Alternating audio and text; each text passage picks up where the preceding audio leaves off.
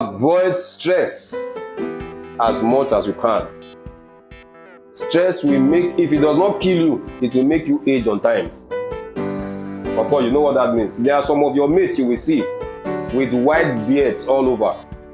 Stress is a killer.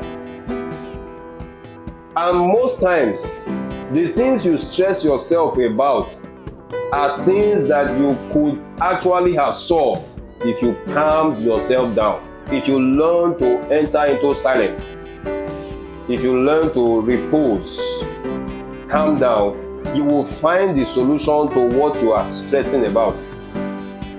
There is nothing you are going through right now that has not been gone through before. There is nothing new under the sun. I hope you know that. There is no situation you are going through right now that somebody has not gone through in the past.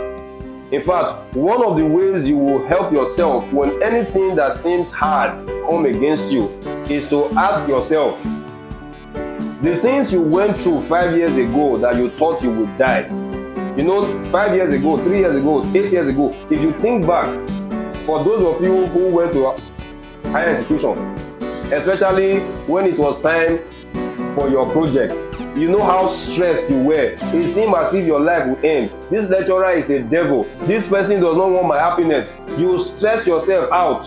And now, for someone like me, who graduated since 2004, as we speak, this is 2024, I am not going to collect my certificate. 20 years after graduation, I have not collected certificate. And yet, 20 years ago, you felt like the heavens were against you. The earth has broken loose against you. You're stressing yourself.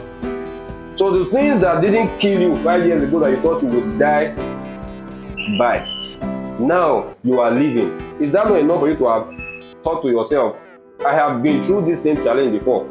I can be through it again. So the first way you can always keep yourself, in balance is to tell yourself that there is nothing that has not been seen in this life before. Did your husband die? People's husbands have died before. Did your house collapse? People's houses have collapsed before. And they still bounce back. What happens to you now, or what is happening to you, cannot be worse than what happened to Job. Right? Okay, I am owing money. DSO, do you know how much creditors are on my neck? I am owing so much. Donald Trump will soon be the next president of the US. He is the president-elect. Late 90s, go and ask Donald Trump. If you cannot go and ask him, go and do your study. Donald Trump was owing up to $9 billion. Did you hear what I said? I didn't say 9 million. If I said $9 million, that would have been good enough. $9 solid billion. While his mates were all declaring bankruptcy. But Donald Trump told himself, I will not declare bankruptcy. I will pay the money back and I will bounce back. The same Donald Trump you know today was one time the accountant of Mike Tyson. Did you know that? Did you know that? Donald Trump will follow Mike Tyson up and down as his accountant. But today, he's one of the richest men in the whole world. And he wants to serve as president the second time in the #1 country in the world, the most powerful country in the world. How did he get there? Every time anything bad happens to you, it's because something good can happen from that bad thing. For every problem, there is the seed of its own solution. Disruption always follows intention. When God created the heaven and the earth became dark and void. Anytime you intend to do anything good, or anytime any good is to happen in your life, if you are not aware that a disruption will follow, it's that you have not programmed yourself for success. Disruption always what? Follows good intention, or follows any intention. So, in 2025, make up your mind. Nothing will shake your mind. A living dog, is it not better than a dead lion? Why do you want to be a dead lion when you can be a living dog? Better to be still. And you were taught again today how that you are harnessing or accessing less help than is available for you. If you knew the help that was available to you in the Holy Spirit, you will never worry yourself about anything. The only job specification of the Holy Spirit is to help you. Can you imagine that you were someone who is rich, powerful, strong, someone who has influence and authority?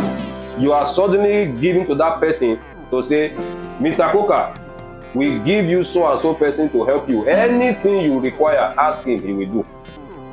And now you are going through stress, you are going through problems, and you choose to want to do it by yourself because either you are not conscious of the one that was sent to help you, or you think you can help yourself. Do you know that prayerlessness is pride? The ultimate pride is prayerlessness. You don't pray for two reasons.